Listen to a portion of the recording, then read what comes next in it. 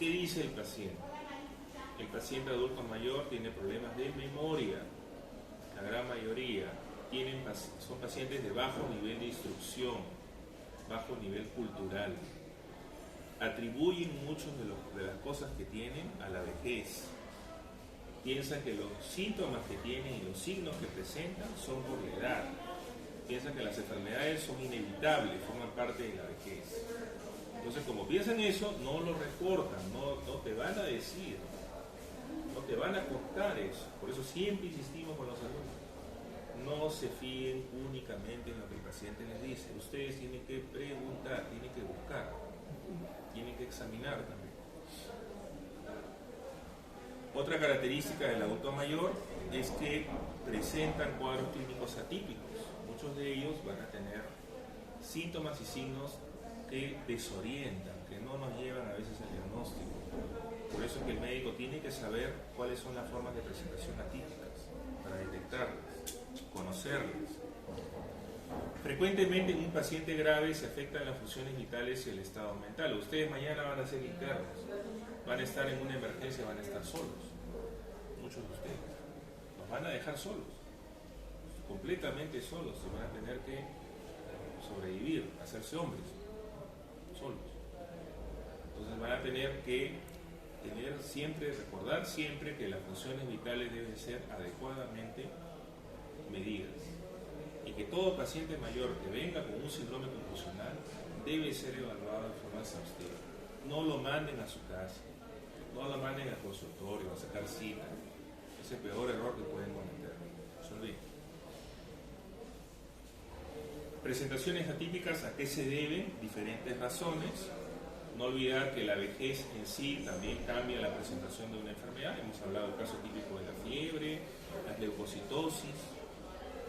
Las pluripatologías influyen bastante. Un paciente que no pueda deambular porque ha tenido una fractura de cadera, lo han operado, pero tiene falla cardíaca. La falla cardíaca se va a presentar con disnea a reposo. Ya no va a haber la disnea a grandes, medianos, pequeños esfuerzos, habituales esfuerzos, ¿no? Simplemente porque su estado funcional influye en la presentación de la enfermedad. Un paciente que tiene, por ejemplo, angina de pecho y tiene anemia severa, y tiene una enfermedad coronaria subclínica, nunca dio problema en la enfermedad coronaria, pero empieza a tener dolor torácico de esfuerzo porque está anémico. La anemia desencadena angina, también es un problema frecuente en geriatría.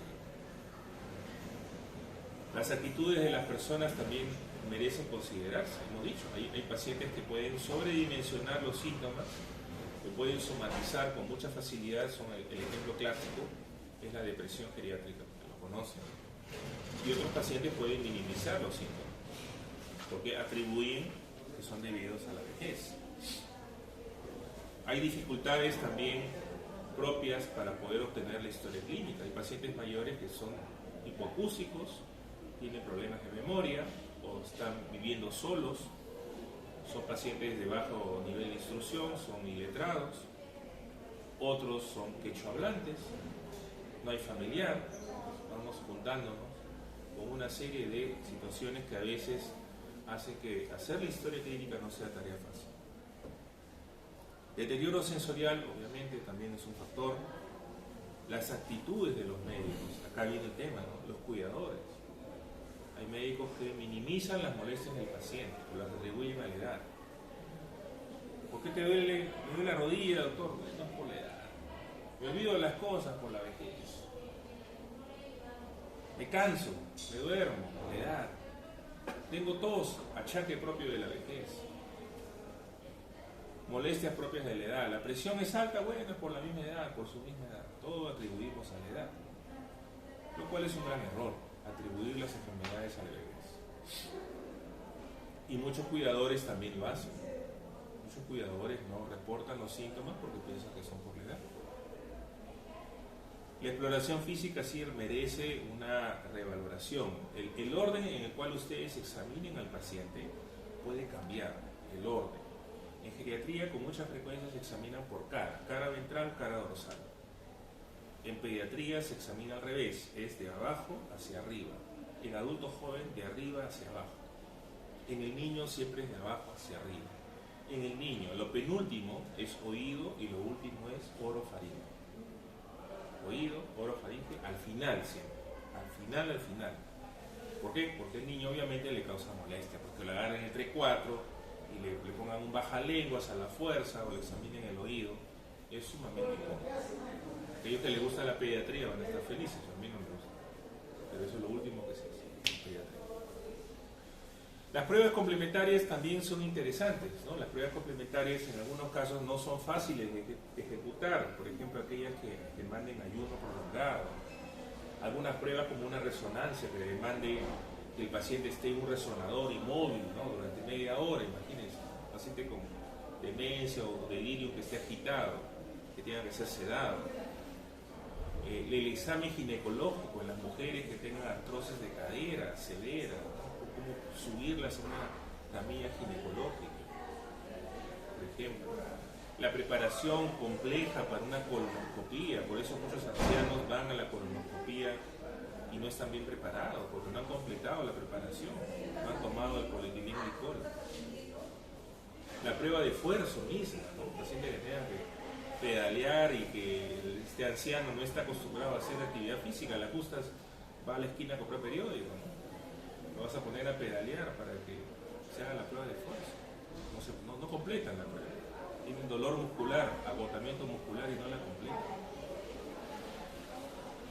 Ejemplos, rápidamente, ejemplos de presentación atípica. A ver, el clásico ejemplo del infarto de miocardio, todos lo sabemos, aunque siempre pasan desapercibidos. Hace poco llegó un señor que había tenido dolor torácico dos episodios y el segundo se había acompañado de náuseas y vómitos y tenía mucha taquipnea, ¿no? Se encontró taquipnéico con una frecuencia respiratoria de 30, sin antecedentes de asma ni ninguna otra enfermedad. El tórax era completamente silente, no había nada en el tórax. El infarto se puede presentar con disnea y síncope.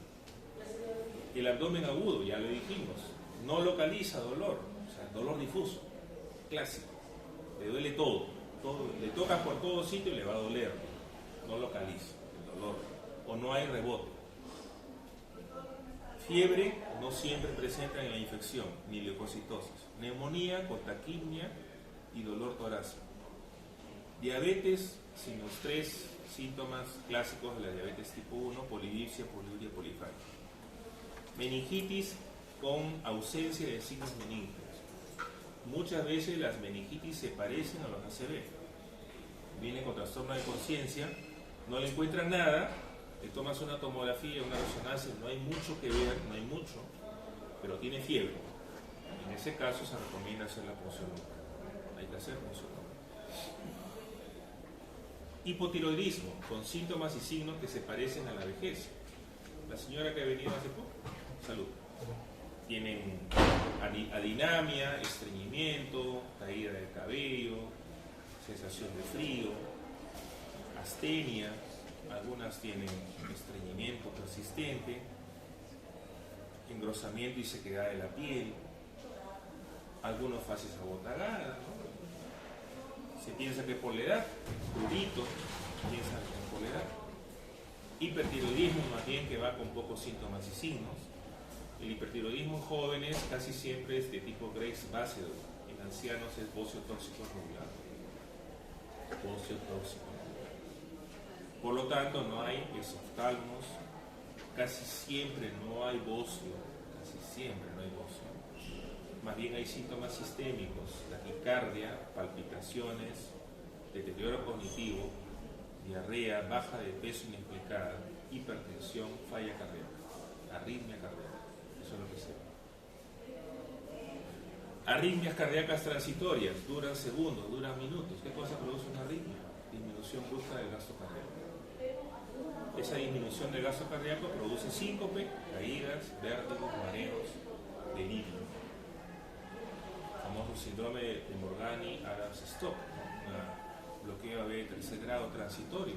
Duró segundos, hizo un bloqueo completo AB y el paciente se desvanece, se cae.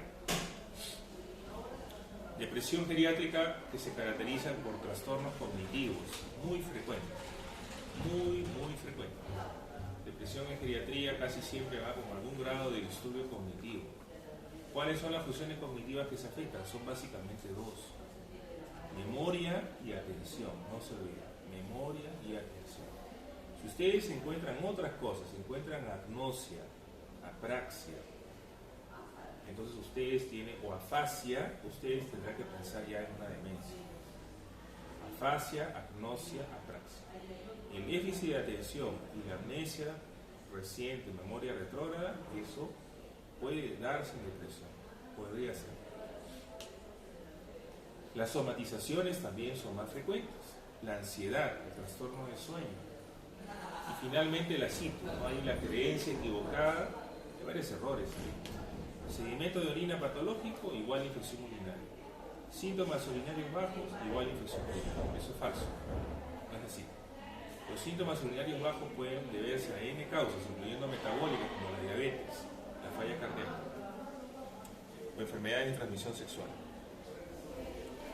Rápidamente, los síndromes geriátricos. ¿Qué son los síndromes geriátricos? Son la forma de presentación de las enfermedades que se dan típicamente en pacientes mayores. Es un concepto que es propio de la geriatría, no lo maneja la medicina interna, y se considera síndromes geriátricos la demencia, la depresión, el síndrome confusional, la incontinencia urinaria, las famosas úlceras de presión, la inmovilidad o síndrome de inmovilidad, el trastorno del sueño, la polifarmacia, el prostatismo, el síncope, el vértigo, el mareo, la hipotensión ortostática, las caídas, el estreñimiento, la deprivación neurosensorial, la fragilidad, la iatrogenia y la disfunción sexual. ¿Por qué es importante conocerlos? Porque en las salas de hospitalización de medicina interna usualmente ese diagnóstico no figura.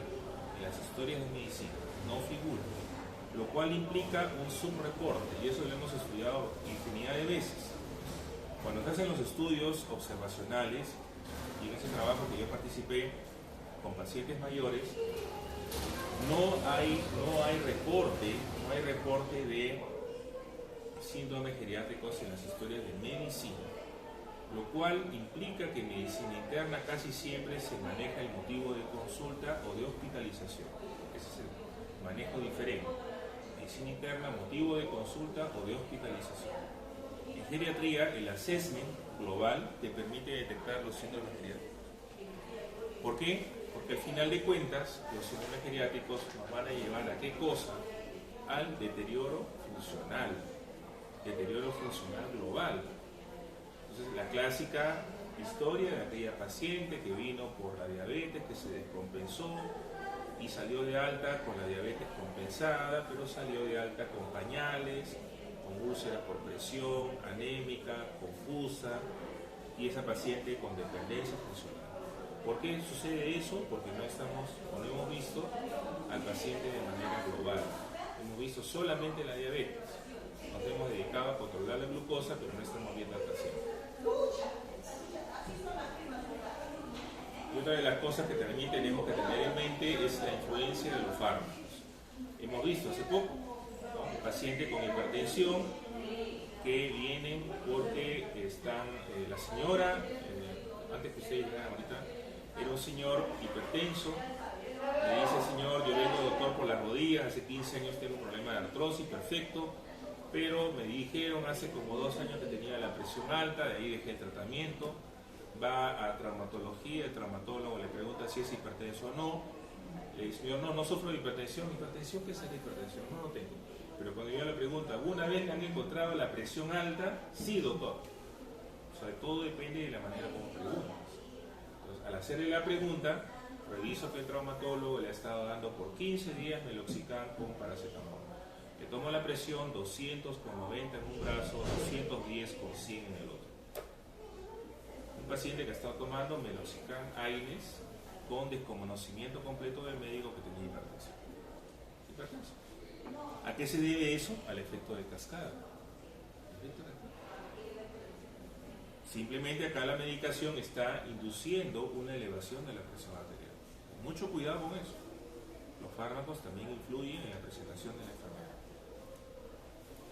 Rápidamente, grandes causas de discapacidad o comorbilidad. Una de las más importantes, y es justamente el motivo del seminario, es la osteoartritis o osteoartrosis, que se considera la primera causa de discapacidad en el adulto mayor. Otro caso es la hipertensión, ¿no? Extremadamente frecuente. La hipertensión arterial es casi, compromete al 40 al 50% de mayores de 65 años, es bien frecuente. Las grandes patologías o las patologías que con más frecuencia se pueden ver en este grupo etario, y algunas de ellas las han sondeado, han visto por sus pacientes, han visto por ejemplo el caso de la falla cardíaca, ¿no? Como la falla cardíaca se considera primera causa de hospitalización en el anciano. Hemos visto cómo la fibrilación auricular es la arritmia más importante, la estenosis aórtica, la enfermedad valvular más frecuente. Hemos hablado del caso de las demencias, cómo la incidencia y prevalencia de deterioro cognitivo aumenta con la edad. Hemos mencionado que la enfermedad de Alzheimer típicamente se ve en adultos mayores, que la diabetes de tipo 2 es mucho más frecuente en mayores de 60 años. Se ha mencionado que el síndrome metabólico aumenta su incidencia con la edad. Del curso de reumatología se acordarán de la polimialgia reumática, la arteritis de la temporal. Son colágenopatías propias o frecuentes en adultos mayores. El caso del cáncer, ¿no? La frecuencia de carcinomas aumenta después de los 60 años, todos los carcinomas. Algunas formas de leucemia como la mieloide crónica, linfocítica crónica, neoplasias de plasmacélulas como el mieloma múltiple son frecuentes en adultos mayores. La tuberculosis sufre un segundo pico de incidencia con la edad, igual que la endocarditis bacteriana aguda. Las úlceras por presión son más frecuentes en el adulto mayor. El síndrome mielodisplásico, cuando hagan el curso de hemato, van a ver, ¿no? Las citopenias, una o varias citopenias, el síndrome mielodisplásico. El estreñimiento crónico, las caídas, la sordera, la degeneración de la mácula, primera causa de ceguera irreversible en todo el mundo. ¿Por qué la gente pierde la visión ahora en estos tiempos tan fácilmente? Por daño de la mácula, maculopatía, y lamentablemente no hay cura. En la gran mayoría de casos no hay nada que ofrecer al paciente. Las cataratas son la primera causa de ceguera reversible. La artrosis, la osteoporosis, las caídas, el Parkinson, la depresión, el suicidio, el EPOC, la hiperplasia de próstata, la angiodisplasia y la diverticulosis de colon, el herpes zóster, la incontinencia urinaria, la hipotermia. Todos estos son problemas frecuentes en adultos mayores. Y las causas de mortalidad que prácticamente no se han modificado. Es interesante como, miren, a pesar de los años transcurridos, son prácticamente 30 años, pero estas causas de mortalidad siguen siendo las mismas. Siguen siendo las mismas. La primera causa de mortalidad en el adulto mayor, ¿cuál es? Enfermedad coronariopatía, infarto miocardio. La segunda es el cáncer, cualquier forma de cáncer. La tercera es el DSB, isquémico. Y la cuarta causa son las infecciones respiratorias. La quinta causa de muerte, hay discusión por las caídas, dicen algunos, los accidentes, sobre todo las caídas, y otros mencionan las demencias. Miren ustedes cómo las causas de mortalidad no han sufrido mayor variación. Para terminar, no todos los adultos mayores son iguales. Ya seguramente con Rosa y con Rubén habrán discutido algunos aspectos de lo que se llama fragilidad, ¿no? O sea, es un síndrome que está de moda en geriatría. ¿Por qué? Porque se han dado cuenta de que, si bien es cierto, hay muchos adultos mayores, hay un subgrupo de pacientes que merecen una atención particular, que son los pacientes frágiles. Son pacientes que se encuentran en un estado de prediscapacidad, están en riesgo de hacer discapacidad. Y esos pacientes frágiles más o menos constituyen el 30% de la población geriátrica. Para poder ser frágil, una de las características fundamentales es que el paciente tenga una velocidad de la marcha lenta, caminan lentamente. La lentitud de la marcha es una de las características más importantes, si no la más importante, del síndrome de fragilidad. Velocidad de la marcha lenta. Sin embargo, desde el punto de vista clínico, nosotros no es que podemos medir pues la marcha, no tenemos un cronómetro en la mano, y es difícil hacer esta valoración en consultorio externo. Entonces, tenemos que ir buscando otras cosas que nos orienten a la fragilidad, como por ejemplo una edad mayor de 80 años, la soledad, presencia de múltiples problemas de tipo médico, cognitivos, afectivos y funcionales, un mayor riesgo de caídas, mayor vulnerabilidad a la iatrogenia, desarrollo de incontinencia urinaria, dismovilidad y riesgo de admisión a residencias geriátricas. Para terminar, el concepto de valoración geriátrica integral, ¿no? Eso es algo que también forma parte de la característica doctrinal de la especialidad. No es necesario que ustedes lo hagan, porque seguramente no van a ser la gran mayoría geriátricos o geriatras, sino que hay que tener en cuenta el concepto. Cuando uno maneja adulto mayor, la estrategia en geriatría es justamente el assessment clínico, determinar los aspectos físico, mental, funcional y cognitivo-afectivo del paciente mayor. El área social también merece una consideración. Muchos de los problemas de los pacientes tienen una causa social y las enfermedades que tienen también se influyen por las características sociales de la familia. Función, eso deberían de saberlo todos los médicos. La función de un paciente, no solamente un adulto mayor, creo que cualquier paciente, al médico debe preocuparle mucho la función, no la enfermedad. Hay gente acá que solamente ve valores de glucosa, valores de presión, y como si pegó la cadera, si pegó el clavo, la placa, y no se preocupa de la función. La operación salió excelente, excelente operación, regia, pero no te preocupas que vuelva a caminar el paciente, tuvo una fractura. Tu objetivo es que vuelva a deambular, ese es el objetivo. Ese es tu objetivo primario. En un paciente que tiene hipertensión, ¿cuál es el objetivo? Controlarle la presión o reducir la mortalidad cardiovascular. Es reducir la mortalidad. El principal objetivo es ese. El objetivo secundario es el otro.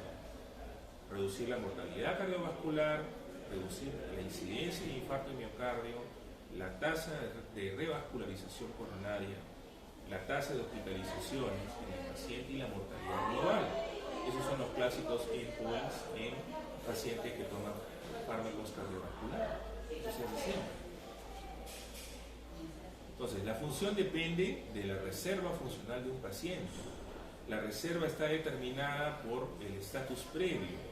Ejemplo, ¿no? Viene un paciente mañana que ha tenido, supongamos, una insuficiencia cardíaca o tiene una insuficiencia cardíaca mal controlada. Como consecuencia de la falla cardíaca mal controlada, la señora ya no deambula desde hace 6 meses.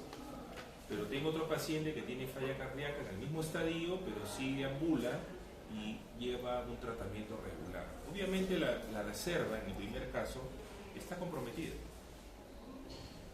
Está comprometida y el resultado funcional no va a ser el mismo. El acto médico es fundamental. O sea, ¿cuánto ustedes van a aportar? Ahí entra la capacidad, el entrenamiento, el conocimiento, la experiencia, las habilidades, destrezas del médico para poder manejar al paciente. Todo eso, la ciencia y el arte de la medicina.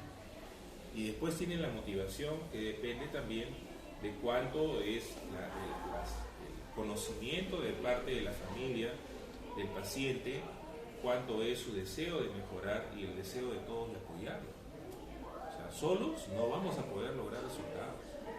Ningún médico logra objetivos si es que no recibe el apoyo del otro lado de la orilla, familiar y paciente, los dos. No se logra nada. Se queda todo en el papel, en la receta. No vamos a lograr nada. El medio ambiente físico, psíquico y social también determina mucho. Recuerden el caso de los pacientes que son maltratados, pacientes que viven en condiciones infrahumanas, los pacientes que no tienen cuando deberían tener un cuidador, por ejemplo, los pacientes que son sometidos o viven en una situación precaria de hacinamiento, viven en los cerros y por lo tanto no pueden hacer un programa de terapia física porque tienen que venir 3 veces por semana al hospital, no pueden. No tienen dinero para poner un cuidador, o la persona que cuida de la familia está mal preparada, no sabe hacer las cosas, ve la pierna que se pone negra, piensa que es una escara, que es una manchita que le ha salido, es una escara tremenda, es una úlcera de 4º grado. o no puede dormir y le agarra, le da un clonazepam, un alprazolam, al día siguiente el paciente se planchó 24 horas, no se despertó. Eso pasa. ¿Por qué? Porque no tenemos pues el soporte del caso.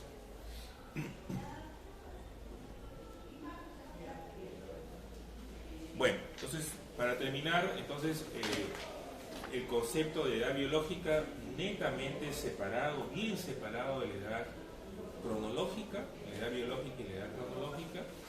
Nunca ustedes pongan patrones, nunca, como hacen a veces sus historias, sujeto de aparente tantos años, no. Eso es algo irreal, ¿no? Irreal. En la práctica podemos tener pacientes muy jóvenes, pero que funcionalmente están muy deteriorados, y viceversa. Podemos encontrarlos. La idea acá es tratar siempre de ver personas, no de manejar cifras de laboratorio ni manejar únicamente enfermedades. La idea es ver y manejar personas, después pacientes, finalmente enfermedades. Ese es el curso que deberíamos hacer. Listo. Conceptos, preguntas, comentarios, finales. Seguimos mañana. Mañana seguimos, recuperamos con la falta. ¿Ya? Avanza de todas maneras con Rubén, hace su clase. Y al final, primero con él, porque se ocupa antes. No, hacerlo a las 2, doctor. A las 2, ya, entonces primero conmigo. Ya. Preguntas, comentarios, dudas. Cuando pone síndrome de iatrogenia, doctor, ¿cómo lo debo considerar? No lo entiendo realmente. La iatrogenia como síndrome. La iatrogenia como síndrome se refiere pues a lo que es básicamente errores en la prescripción de fármacos. Por ejemplo, te voy a poner 3 ejemplos. Tienes un paciente, como el caso del que te contaba, ¿no? Es un paciente con dolor severo, en el cual el diagnóstico de hipertensión pasó desapercibido y le están dando AINES o corticoides para el dolor, diclofenaco de dexametasona, la clásica, ¿verdad? De todos los hospitales. Entonces, el paciente no va a controlar el dolor, porque es un dolor severo que requeriría opioides, pero le estás dando AINES y corticoides y eso le sube la presión. Y termina en la emergencia por una falla cardíaca. Termina con falla cardíaca. Es un ejemplo. Eso es iatrogenia. Pura iatrogenia. Ya. Otro ejemplo de iatrogenia. Tienes un paciente con insuficiencia venosa crónica, pero tú eres cardiólogo. Pero como eres cardiólogo y estás muy ocupado, y le tomas la presión, y dices hipertensión estadio 2, tómalo acá, te voy a agregar un segundo medicamento. Pero no le preguntas, ni mucho menos lo examinas, y no te das cuenta que tiene una tremenda varices. Y le das amlodipina. El paciente hace un edema tremendo, y en su ignorancia se automedica con diuréticos. Comienza a comprar furosemida y se automedica con diuréticos. Y termina en la emergencia con hipocalemia. Iatrogenia. Ese es pura. Otro ejemplo más. Mira, tienes un paciente diabético. Le dices, usted se va a colocar la insulina NPH 25 unidades en la mañana y 10 en la noche. Le tomas la glucosa y la glucosa viene acá en 250. ¿Cuánto tienes de glucosa? A ver, 250, ok. Entonces vamos a aumentar la dosis de la insulina, ahora usted se va a poner 30 y 15, por ejemplo, ¿no? Le dan la receta, se va, todo compra la receta, se pone la insulina, pero te olvidaste de preguntarle si esos días que se quedó sin medicina, compró la insulina y se la siguió poniendo. Y esa glucosa de 250 era porque no se estaba poniendo la insulina, pero tú ya le subiste la dosis. Y al subirle la dosis le vas a provocar una hipoglucemia. Le vas a provocar hipoglucemia. Otro ejemplo de iatrogenia. Tienes un paciente me ha tocado vivir hace poco, paciente con fractura de cadera operada. Y por operar la fractura de cadera le ponen una sonda Foley. Mira, le pones una sonda Foley. Es un paciente diabético. Entonces va a casa, le dan un tratamiento para una infección urinaria por catéter. Les indico, sáquele el catéter. Pero la enfermera que va a sacar la sonda le dice al familiar, ¿cuánto está orinando ahora? Orinaba 2 litros y medio, pero ahora que está sin sonda está orinando menos. ¿Cuánto? Litro y medio, litro 800. Ah, no, entonces voy a poner la sonda para medir el residuo postmisional. Si es más de 200 hay que ponerle sonda. La enfermera por su cuenta le pone la sonda y mide 200 y le deja de nuevo la sonda. Para empezar, ya no recibía fluidoterapia endovenosa, no tomaba la cantidad de líquidos que tomaba antes. Tercero, tiene una vejiga neurogénica, o sea, siempre tiende a retener un poco de orina. Pero la idea era quitarle la sonda. Le han puesto la sonda, le han hecho una ecolibleo. Ecolibleo. Y he tenido que dejar meropenem con amikacina. He tenido que dejar terapia combinada y o sea que yo me quedaba con la sonda hasta de nuevo probar a sacar la sonda de nuevo. ¿Por qué? Porque ya no tenía. No decía las indicaciones. Ejemplos hay N.